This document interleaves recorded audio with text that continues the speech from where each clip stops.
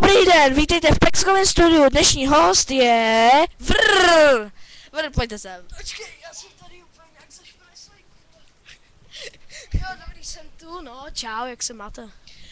No, oni se dobře, a co ty? Čere mikrofony! Ne, Dobrý, já se mám v pohodě, no. No a jaký budete mít videa? A mě to chutná, tak sem nedávejte něco, co mě láká, že jo. A je mluv. Dělej, No dobrý, cože, na co jsi to ptal? jaký budete mít videa? Jo, budu teďkom tam plánu dát Team Fortress 2, kdo zná, tak je to na Steamu zadarmo. Fuj, sorry, já to mám tu, no, dobrý. A budu točit o GTAčku a o Minecraftu možná, o Minecraftu ještě nevím. Dobře. Já se tě bojím, jestli si žereš mikrofon. Dobře. Jo, a ještě se nebojte, já budu taky něco točit. A Vr má fakt hustý videa, na ně se musíte kouknout. Napište si tam Vrz, kolika Rkama. 4. Ne, Co to meleš? Velký je Jelimánek normálně, 2. Dobře, Limánek. A velký jo? Dobře, velký jo. Protože je to velký je. Je to velký tvrdý chlap. No, a... se nám tady zabijete. Nevadí. Ale vadí. A... jakou máte práci? Já natáčím videa. To je fakt dobrá práce, jako za to fakt jsou, jako, to jsou fakt dobrý kšefty, jako jo. A... no Vr, tak... Co plánujete do budoucna? Točit videa? To je prostě o ničem. Ne, ale tak, jako, co byste chtěli mít třeba za povolání? No takhle, tak to já fakt nevím, ale... Přibližně. Já nevím fakt, něco budu vojákem, nebo já nevím co, prostitutkama. Ne, to fakt ne, ale ani vojákem já nevím, čím budu. No, já bych chtěl být pilotem. Proto jsem na GTA San Andreas multiplayer, mám povolání pilotem. Jo, a jenom vás upozorňuji, letecká škola, když ji tam budete dělat, je fakt těžká. A nestojí moc, jenom stojí 32 000 nebo 35 000 dolarů.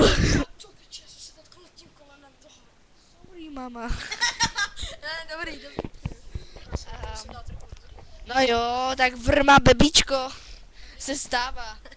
No jo, no, tak jsem byl na táboře, uklous jsem, proč jsem si sedřel koleno až do kosti, no nevadí. Ale natáčet videa to bude pořád. To doufáme.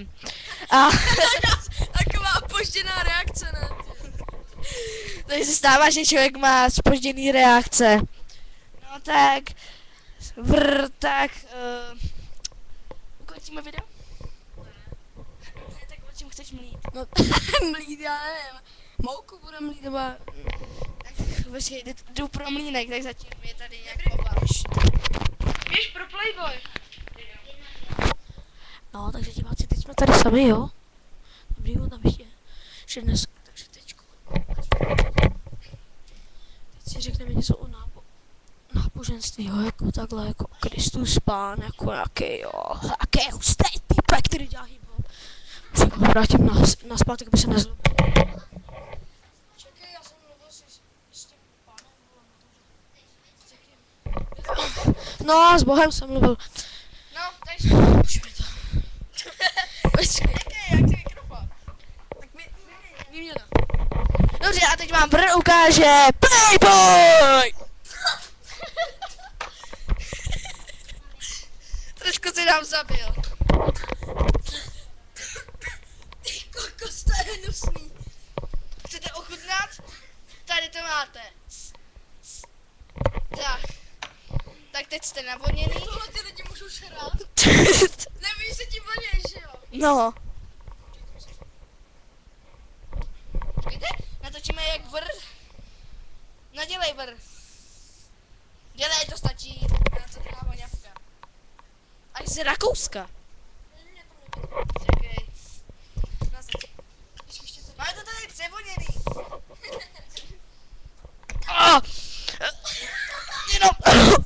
asi se tady udusíme. Playboy je fakt nakažlivej. No, tak nebo asi ještě lidičky, tak pozdravte našeho hosta. Musí být! No, tak zamávali ti, dobře. No, tak Pexko se s váma taky loučí, tak. Call of Duty! Jo, a jenom chci upozornit. Call of Duty Modern Warfare 3 vyjde, je to fakt best hra.